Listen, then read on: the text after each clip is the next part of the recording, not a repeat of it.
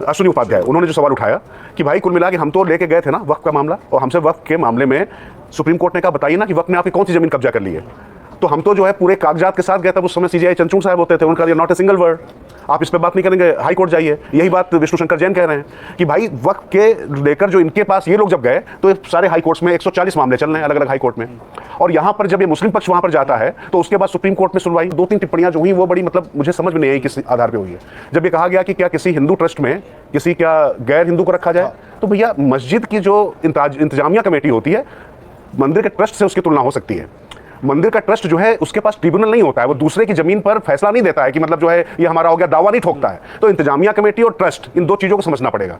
और वक्फ बोर्ड के पास आपने वहां पर सेमी जुडिशियल राइट दिए हुए हैं आपने उनको, और उसके बाद आप तुलना कर रहे हैं इसकी, तो ये तो फिर जो आपका जो रिलीजियस कमिश्नर होता है, चैरिटी कमिश्नर होता है, उसके आधार पर वो पावर आप दे रहे हैं ना। और यहां पर धार्मिक मामला कैसे हो गया जब आप जमीन पर दावा ठोकते हुए दिखाई पड़ रहे हैं। केंद्र ने जो अपने आप को जो पीछे कर लिया है, 2 कदम पीछे करके 10 कदम की छलांग मारी जाती है। राम की और कृष्ण की जन्म का सर्टिफिकेट तो मांगा जाएगा, उनका डोमिसाइल भी मांगा जाएगा, और 200 साल 300 साल उसका नहीं मांगा जाएगा। और आज़ादी के बाद के तो कागज कम से कम होने चाहिए ना, आज़ादी के बाद के कागज भी नहीं मांगे जाएंगे। मुझे लगता है कि ये सब जो चीज़ें चल रही है थोड़ा डाइवर्जन है। अल्टीमेटली आप देखिएगा कि जो कानून इतना ठोक बजाकर इतने बड़े डिस्कशन के बाद जेपीसी के बाद आया है, उस कानून में मुझे कोई बहुत ज़्यादा तब्दीली होती दिखाई नहीं पड़ रही है।